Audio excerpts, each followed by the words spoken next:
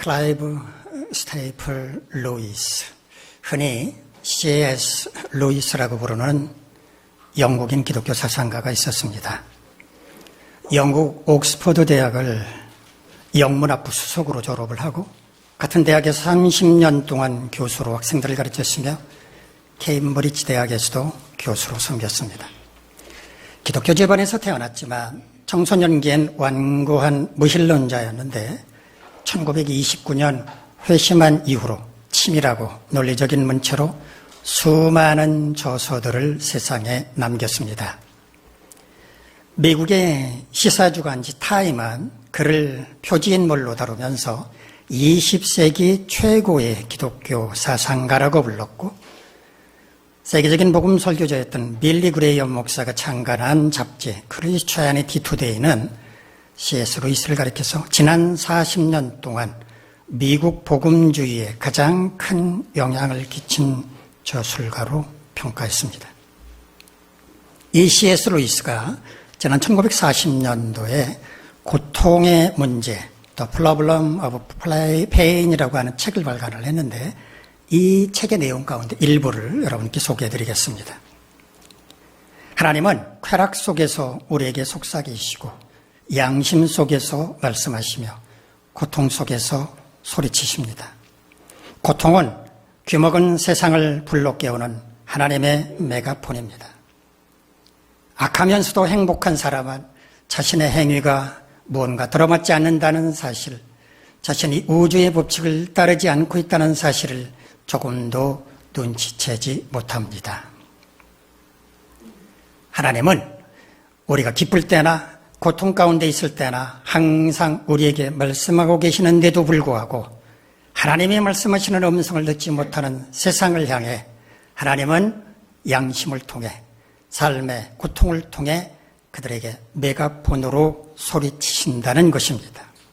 그러나 악한 자들은 자신의 행위가 하나님의 뜻에서 벗어나 있다는 것을 깨닫지도 못한 채 하나님의 음성에 귀를 닫고 행복에 취해 살아가고 있다는 것입니다. 여러분은 어떤 상황 가운데서나 말씀하고 계시는 하나님의 음성을 들으며 살아가고 계십니까?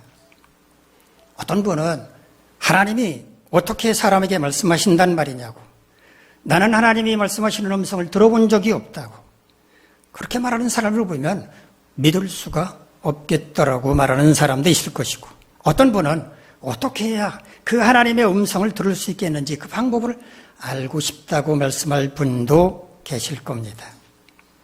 오늘 이 시간에는 C.S. 루이스가 말한 것처럼 어떤 상황 가운데서나 우리에게 말씀하시는 하나님에 관해서 본문 말씀을 중심으로 함께 생각해 보도록 하겠습니다.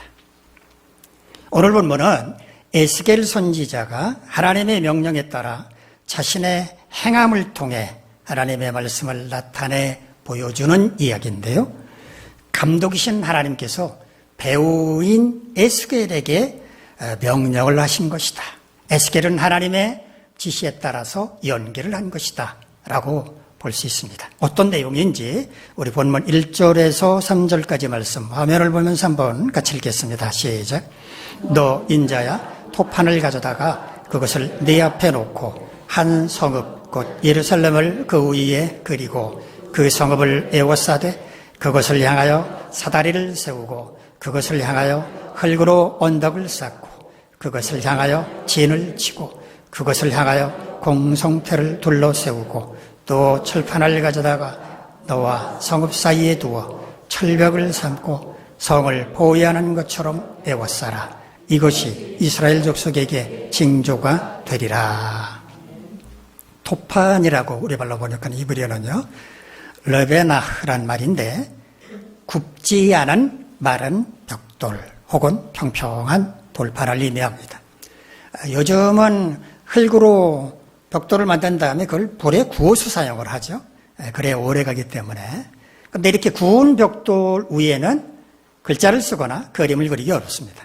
그러나 만든 그대로, 흙으로 만든 그대로 말린 벽돌 위에는 그림을 그리거나 글자를 쓸 수 있습니다. 지금이라면 칠판을 사용하거나 화이트보드를 사용하겠지만 당시 사회에서는 흙으로 된 판이나 돌로 된 판이 그림을 그리거나 글자를 쓸 수 있는 도구였을 것입니다. 하나님은 에스겔 선지자에게 이런 판 위에다가 예루살렘 성을 그리라고 말씀을 하셨습니다. 예루살렘의 평면도를 그려라 이렇게 명령하신 것입니다. 그리고 난 다음에 예루살렘 성벽을 향하여 사다리를 세우고 성벽 주위에 흙으로 언덕을 쌓고 진을 치고 예루살렘 성을 향하여 공성퇴를 세우고 철판으로 성을 외워싸 철벽을 세워라 라고 말씀을 하셨습니다. 이 부분은 그림을 그린 게 아니라 미술 시간에 공작을 하는 것처럼 작은 모형을 만들어서 설치를 했다라고 보면 되겠습니다. 예루살렘 성벽을 향해서 사다리를 세우는 것은 군사들이 성 안으로 빨리 진입하기 위해서입니다. 성 바깥에 흙으로 언덕을 쌓게 되면 높아지니까 성 안을 공격하기가 쉬울 수 있을 겁니다. 공성퇴, 히브리어 까르를 번역한 것인데요. 성문이나 성벽을 부수는 데 사용하던 무기를 가리킵니다. 기다란 나무 기둥 끝을 이렇게 연필 모양으로 이렇게 뾰족하게 만든 다음에 거기에 금속을 입혀서 그걸로 성문이나 혹은 성벽을 파괴할 수 있도록 만든 그런 장비가 바로 공성퇴였습니다. 많은 사람들이 들고서 이렇게 한꺼번에 힘을 모아서 성문이나 성벽을 파괴할 수도 있었고, 아니면 수레에다가 끈을 달아서 원심력을 이용해서 왔다 갔다 하면서 쿵 이렇게 파괴할 수 있도록 만들기도 했습니다. 자, 아무튼 예루살렘 성이 적에 의해서 포위를 당하고 다양한 무기들로 공격을 받게 될 것이다 라고 하는 것을 암시한 것입니다. 자, 우리 본문 4절에서 6절까지 말씀 함께 읽겠습니다. 시작.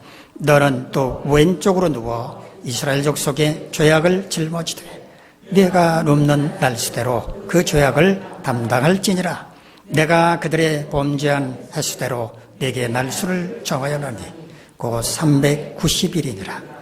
너는 이렇게 이스라엘 족속의 죄악을 담당하고 그 수가 차거든 너는 오른쪽으로 누워 유다 족속의 죄악을 담당하라. 내가 내게 40일로 정하였나니 하루가 1년이니라. 이번에는 하나님께서 에스겔 선지자에게 직접 선지자의 몸으로 보여주어야 할 과제를 말씀을 해주셨는데, 이스라엘 족속과 유다 족속의 죄짐을 지고서 오랜 날 동안 한쪽으로만 누워 지내야 하는 것이었습니다. 누워 있는 게 뭐가 힘듭니까? 라고 말씀할 분이 계실지 모르겠지만 오랫동안 침대에 누워 지낼 수밖에 없었던 분들은 누워 있는 게 얼마나 괴로운 일인지 잘 아실 것입니다. 그런데 에스겔 선지자는 이스라엘 족속의 죄악을 짊어지고 왼쪽으로 누워 무려 390일 동안 그대로 지내야 했습니다. 그리고 그 390일이 지나면 이번에는 유다 족속의 죄악을 짊어지고서 오른쪽으로 누워서 40일을 지내야 했습니다. 누워있는 것도 하루 이틀이지 390일 동안, 그게 끝나면 또 40일 동안 꼼짝도 못하고 누워만 있어야 했으니까 얼마나 괴로웠겠습니까? 그런데 하나님은 에스겔 선지자가 누워있는 날수는 곧 이스라엘과 유다 족속이 죄를 지은 횟수라고 말씀을 하십니다. 북이스라엘은 390년 동안 죄를 지으며 지금까지 지나왔다는 겁니다. 유다는 40년 동안 죄를 지었다는 말입니다. 그런 무거운 죄악 때문에 심판이 불가피하다는 것을 말씀을 하신 것입니다. 우리 본문 마지막 7절, 8절 말씀 한번 화면을 보면서 같이 읽겠습니다. 시작. 너는 또 내 얼굴을 에워싸인 내가 줄로 너를 동일이니 네가 에워싸는 날이 끝나기까지 몸을 이리저리 돌리지 못하리라. 이번에는 에스겔 선지자의 몸을 줄로 동여매고 예루살렘 성을 에워싸는 날이 끝날 때까지, 그러니까 예루살렘이 적에 의해 멸망하는 그날까지 몸으로 움직이지 못하게 하실 것이라고 말씀을 하셨습니다. 줄로 몸을 동여 움직이지 못하게 한 것은 예루살렘이 그와 같이 억압을 당할 것을 말씀하신 것입니다. 오늘 본문의 핵심을 요약하면 이겁니다. 에스겔 선지자는 바벨론 제국의 2차 침략 때 백성들과 함께 바벨론에 포로로 끌려갔는데 그때 하나님 말씀이 예루살렘 에스겔 선지자에게 임하게 됩니다. 하나님은 유다 백성들을 심판하실 수밖에 없었던 이유, 그리고 장차 그들을 회복할 것에 대해서 말씀을 주셨는데, 오늘 본문은 유다와 예루살렘이 왜 예루살렘의 심판, 하나님의 심판을 받아야만 했는지 그 이유를 상징적인 행위로 보여준 것입니다. 즉 하나님은 에스겔 선지자를 통해서 하나님의 뜻을 나타내 보여주셨고, 백성들은 에스겔 선지자의 행위를 보면서 하나님의 뜻을 헤아려야만 했다는 말입니다. 우리는 오늘 본문을 세 가지 측면에서 살펴봐야 합니다. 하나님의 입장, 에스겔 선지자의 입장, 백성들의 입장입니다. 자, 먼저 하나님의 입장으로 오늘 본문을 살펴보겠습니다. 하나님은 예루살렘이 멸망할 수밖에 없었던 이유를 백성들에게 효과적으로 설명해 주시기 위해서 에스겔 선지자에게 연기를 하도록 명령하셨습니다. 평소에는 하나님의 말씀을 입으로, 선지자의 입을 통해서 전달을 했지만 이때는 몸으로 하나님의 말씀을 보여주게 함으로써 시각적인 효과를 보게 하셨습니다. 자, 이번에는 에스겔 선지자의 입장에서 오늘 본문의 말씀을 살펴봅시다. 에스겔은 하나님의 명령에 순종해서 그림도 그렸습니다. 토판 위에 그림도 그렸습니다. 공장 활동하듯이 여러 가지 모형도 만들었습니다. 연기자처럼 그 몸으로 여러 가지 행위도 보여주었습니다. 굳이 자기 입으로 하나님의 말씀을 전하지 않더라도 백성들이 펼쳐진 상황이나 자기의 행위를 보는 것만으로도 하나님의 뜻을 깨달아 알 수 있게 한 겁니다. 그러니까 에스겔은 하나님의 뜻을 충실하게 전달하는 도구였던 셈입니다. 자, 이번에는 백성들 입장으로 오늘 본문을 살펴보도록 하겠습니다. 백성들은 평소 하나님의 말씀을 전파하던 에스겔 선지자가 말을 하지 않고 그림을 그리고 또 각종 모형을 만들어서 배치하는 것을 보면서 도대체 뭐 하는 거야? 라고 의아하게 생각했을 것입니다. 그런데 시간이 지나면서 그 의미가 뭔지를 깨달아 알게 되었을 것입니다.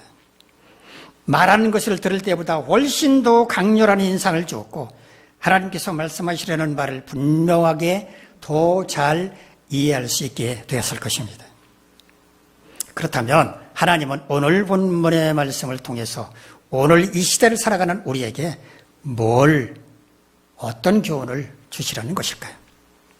첫째는 하나님은 우리가 살아가면서 만나는 어떤 상황 혹은 어떤 사람을 통해서도 우리에게 말씀을 하시기 때문에 우리는 누구를 만나든지 혹은 어떤 상황 가운데 처하든지 하나님께서 지금 나에게 뭘 말씀하시려는 것일까라고 귀를 열고 마음을 열어서 듣고 깨달을 수 있어야 한다는 것입니다. 영으로 존재하시는 하나님은 우리 각 사람과 언제나 또 어디에서나 소통하실 수 있습니다. 이 사실을 알고 믿는 사람이라면 늘 하나님과 소통하고 또 어떤 대상을 통해서든지 하나님의 뜻을 깨달아 알 수 있다는 것 부인하지 못할 것입니다. 우리가 하나님의 뜻을 깨달아 알 수 있는 대상은 무한합니다. 우리는 무엇을 통해서든지 하나님께서 말씀하시는 음성, 하나님의 뜻을 깨달아 알 수 있습니다.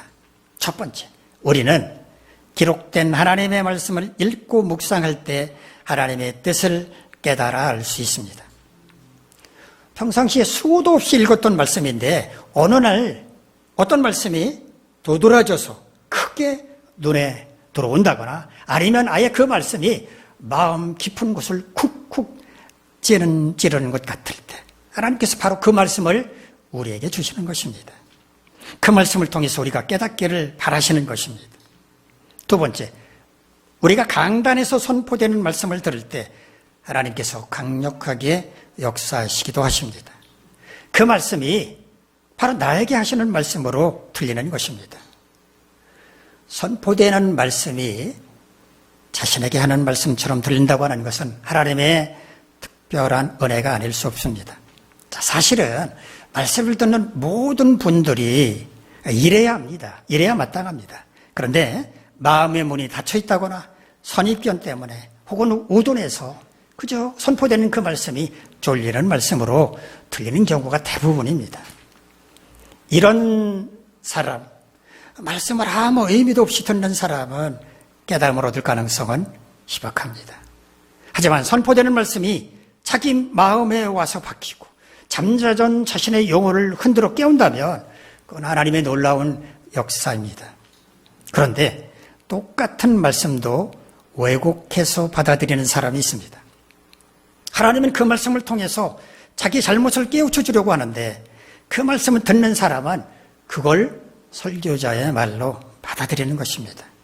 저건 나 들으라고 하는 소리인데 이렇게 반발하는 것입니다.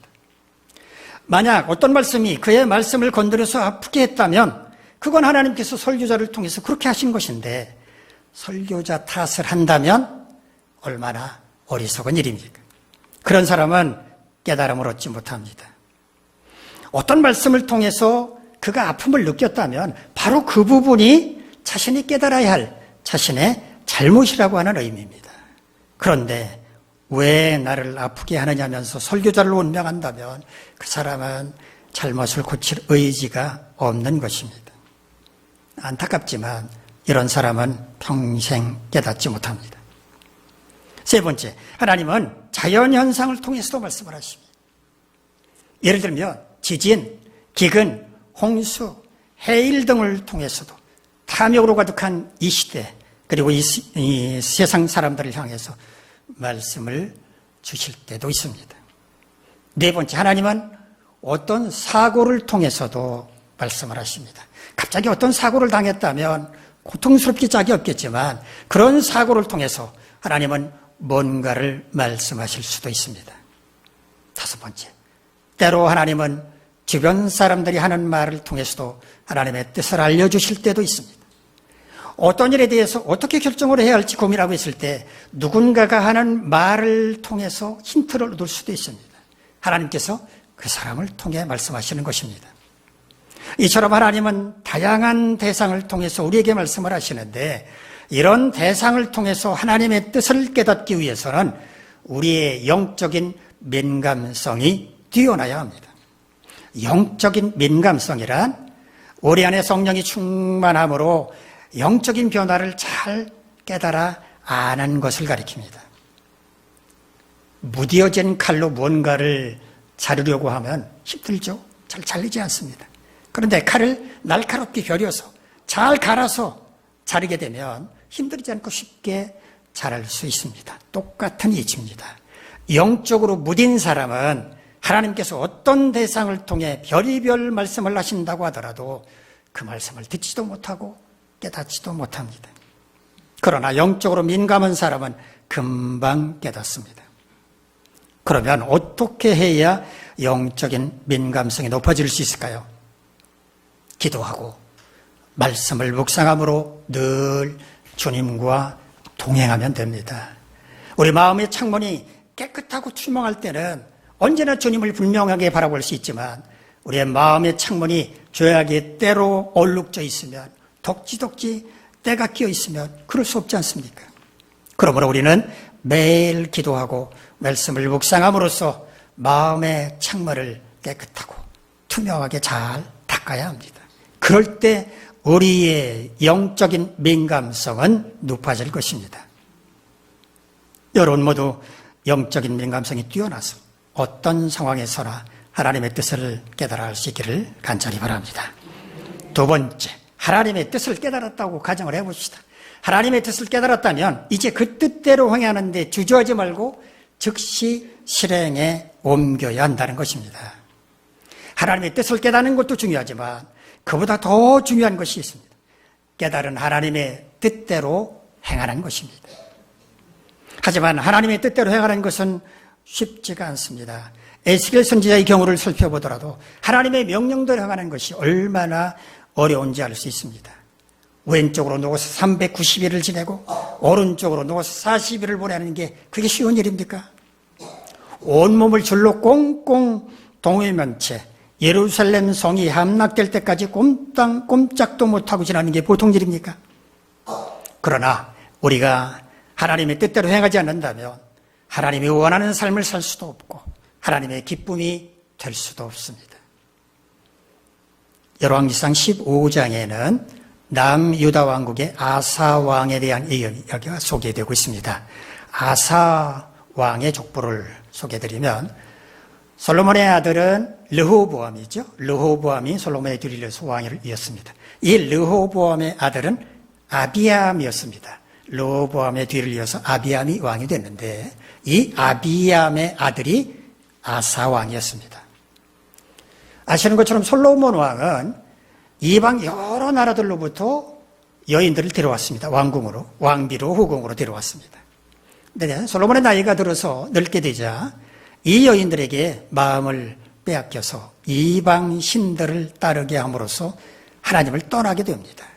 진노하신 하나님은 솔로몬이 다스리던 나라를 빼앗아서 누군가에게 주겠다, 분열시키겠다라고 예고를 하셨습니다. 솔로몬의 아들 르호보암과 그의 아들 아비암은 열왕기서를 보면 하나님 보시기에 악을 행했습니다. 각종 우상을 섬겼습니다. 성경을 보면 이렇다 할 업적도 쌓지 못했습니다. 그런데 아비암의 아들 아사는 달랐습니다. 그러나 하나님 보시기에 정직하게 행했고 전국 각지에 범람하던 각종 우상을 과감하게 척결했습니다. 아사 왕의 증조 할머니, 즉 르호보암의 어머니는 솔로몬 왕이 암몬에서 들여온 이방 여인인 마가였습니다. 그런데 이 마가가 아사가 왕으로 유다를 통치할 때 보란듯이 아세라상을 만들어서 섬겼습니다. 아사 왕이 어떻게 했는지 아십니까? 아세라 그 우상을 찍어서 기드론 시내가에서 불에 태워버렸습니다. 그리고 마가에게 내려졌던 왕궁의 직위, 태후라고 하는 왕궁의 직위도 박탈해버리고 말았습니다. 정말 대단한 왕이 아닙니까? 성경은 이 아사 왕에 대해서 이렇게 평가를 내립니다. 아사의 마음이 일평생 여호와 앞에 온전하였다. 온전하다라고 하는 말은 히브리어 샬렘이라는 말을 번역을 한 건데요. 손상되지 않은 완전한 상태를 가리킵니다.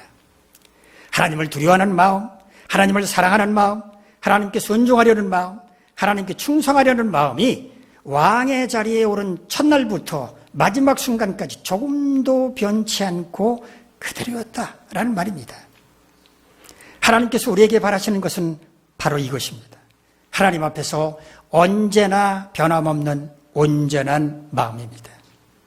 두렵고 떨림으로 하나님 앞에 서려는 마음, 온 마음을 다하여 하나님을 사랑하려는 마음, 어떤 하나님의 명령에도 겸손하게 순종하려는 마음, 언제나 하나님께 충성하려는 마음입니다. 이런 마음을 가진 사람이 예배를 소홀히 여기겠습니까? 하나님 앞에서 거짓말하겠습니까? 나 아니면 안 된다는 듯 교만하게 행동하겠습니까? 어리석고 미련한 사람이 아닌 이상 그러지는 않을 것입니다.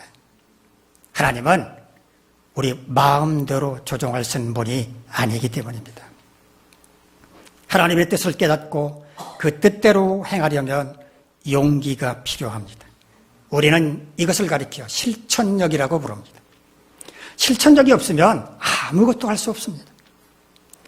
살을 빼야지 이렇게 결심을 했다면 당장 다이어트를 하고 운동을 해야 마땅합니다. 내일부터 해야지 이렇게 말한다면 평생 못합니다. 내일은 영원히 우리에게 다가오지 않는 날이기 때문입니다. 내일이 아니라 오늘 당장 실천해야 합니다. 모든 모임에 지각하는 사람이 있다고 가정을 해봅시다. 이런 사람은 습관을 고치기가 굉장히 어렵습니다. 습관이라는 게 그렇게 무섭습니다. 이런 사람은 제 의견입니다만은 목표 시각을 앞당기는 게 좋습니다. 예를 들면 예배 시작하는 시각을 11시라고 생각하지 말고 10시 50분이라고 생각하라는 겁니다. 10시 50분에 맞춰서 그 시각을 맞추려고 노력을 하다가 5분 늦었어요. 그러면 결국은 어떻습니까? 5분 일찍 온 것이 되는 것입니다. 그러나 정말 예배 시간에 늦지 말아야지 라고 다짐을 했다면 평소보다 5분, 10분 앞당기려는 노력을 해야 합니다. 이렇게 작은 것부터 실천함으로써 목표를 달성하는 이른바 성공 경험을 축적하는 것이 중요합니다. 무언가를 이루었을 때 뿌듯한 자신감이 생기기 때문에 그렇습니다. 나도 할 수 있다라고 하는 자신감을 쌓아가라는 겁니다. 만일 우리가 어떤 상황이나 주변 사람을 통해서 자신을 향한 하나님의 뜻을 깨닫게 되었다면 우리는 그 뜻을 행동으로 옮기는 걸 주저하지 말아야 하고 용기 있게 적극적으로 실행에 옮길 수 있어야 합니다. 그래야 우리의 삶이 변화될 수 있고 하나님께서 기뻐하는 삶을 살 수 있기 때문입니다. 세 번째, 우리 자신이 하나님의 말씀에 순종하여 하나님의 백성답게 살아감으로써 하나님의 뜻을 나타내는 도구가 되어야 한다는 것입니다. 마태복음 5장 산상수훈을 보면 예수님께서 제자들에게 너희는 세상의 소금이요 빛이라고 말씀하신 다음에 너희 빛이 사람 앞에 비치게 하여 그들로 너희 착한 행실을 보고 하늘에 계신 너희 아버지께 영광을 돌리게 하라고 말씀하셨습니다. 우리가 빛의 역할을 감당하는 것이 하나님의 백성답게 선하고 의롭게 살아가는 것이 어떻게 하나님 아버지께 영광이 되는 것일까요? 선한 영향력을 끼치며 살아가는 우리를 보고 믿지 않는 세상 사람들이 하나님을 우러러보게 되기 때문입니다. 하나님의 백성들이 저렇게 살아가는 걸 보니까 하나님은 정말 믿을 만한 분인 모양이야 라면서 하나님께로 돌아올 수 있기 때문입니다. 따라서 우리가 세상 가운데서 하나님의 백성답게 살아가는 것은 굉장히 중요한 일입니다. 우리의 삶을 통해서 하나님이 어떤 분이신지를 세상 사람들에게 보여줄 수 있기 때문입니다. 자, 그렇다면 우리가 세상 가운데서 하나님의 백성답게 살려면 어떻게 해야 할까요? 어려울 거 하나 없습니다. 성경 말씀대로 살면 됩니다. 예수님께서 말씀하신 산상수훈의 팔복에 합당한 자로 살아가는 것입니다. 심령이 가난한 자로, 애통하는 자로, 온유한 자로, 의에 주리고 목마른 자로, 긍휼히 여기는 자로, 마음이 청결한 자로, 화평케 하는 자로 살면 됩니다. 10계명의 10가지 계명 다 지키며 살아가고 사도 바울이 고린도전서 13장에서 제시한 사랑을 구체적으로 실천하며 살아가는 것입니다. 오래 참고 온유하고 시기하지 않고 자랑하지 않고 교만하지 않고 무례히 행치 않고 자기의 유익을 구하지 않고 성내지 않고 악한 것을 생각하지 않고 불의가 아닌 진리를 기뻐하고 모든 것을 참고 믿고 바라고 견디며 사는 것입니다. 사도 바울이 갈라디아서 5장에서 제시한 성령의 9가지 열매, 사랑과 희락과 화평과 오래 참음과 자비와 양선과 충성과 온유와 절제를 삶의 현장에서 그대로 실천하며 살도록 힘쓰는 것입니다. 행함이 없는 믿음은 죽은 것이라고 야고보는 말합니다. 입으로만 떠보려는 믿음은 진짜 믿음이 아니라는 겁니다. 자신이 믿는 대로 행할 때 그게 참된 믿음이라는 것입니다. 우리는 마귀의 종이 되어 살다가 멸망할 수밖에 없는 존재였지만 예수 그리스도를 영접함으로써 구원을 받았고 거룩하고 존귀한 하나님의 백성이 되었다는 것을 믿는다면 그 믿음대로 하나님의 말씀을 따라 살아갈 때 비로소 진정한 하나님의 백성이 된다는 말입니다. 그러므로 우리는 성경 말씀대로 하나님의 명령대로 행함으로써 하나님의 백성답게 살아가야 마땅하고 그럴 때 하나님의 뜻을 나타내는 도구가 될 수 있습니다. 십자가에 달리신 예수님께서 고통을 당하시다가 그 영혼이 하나님께로 돌아가는 순간 예루살렘 성전의 지성소 휘장이 위로부터 아래로 찢어졌는데 이 의미가 뭔지 정확하게 알고 계십니까? 하나님이 계시는 지성소는 이제 휘장으로 가릴 필요가 없어졌다. 즉 예수 그리스도를 구주로 영접한 사람은 거룩하고 의로운 하나님의 자녀가 되었으므로 언제라도 하나님을 만날 수 있게 되었다는 의미입니다. 따라서 우리는 언제라도 하나님과 소통할 수 있습니다. 하나님은 오늘 본문의 말씀을 통해서 이렇게 말씀하셨습니다. 첫째, 하나님은 우리가 살면서 만나는 어떤 상황이나 혹은 어떤 사람을 통해서도 우리에게 말씀하시기 때문에 우리는 누구를 만나든지 혹은 어떤 상황 가운데 처하든지 하나님께서 무엇을 말씀하시려는 것인지 귀를 열고 마음을 열어 듣고 깨달아야 한다는 것입니다. 둘째, 하나님의 뜻을 깨달았다면 그 뜻대로 행하는데 주저하지 말고 즉시 실행에 옮겨야 한다는 것입니다. 셋째, 우리 자신이 하나님의 말씀에 순종하여 하나님의 백성답게 살아감으로써 하나님의 뜻을 나타내는 도구가 되어야 한다는 것입니다. 여러분 모두 이와 같이 하나님의 뜻을 나타내는 도구가 되어 살아가시길 간절히 바랍니다. 기도하겠습니다. 전능하신 하나님, 우리 모두 성령 충만하여 여러 가지 다양한 대상을 통해 말씀하시는 하나님의 음성을 듣고 그 뜻을 깨달아 알게 하시며 그 뜻을 행하는 데 용기 있게 하시고 말씀에 순종하여 행함을 보여줌으로써 우리 자신이 하나님의 뜻을 나타내는 도구로 살아가게 하옵소서. 예수님의 이름으로 기도하옵나이다. 아멘. 자리에서 일어나서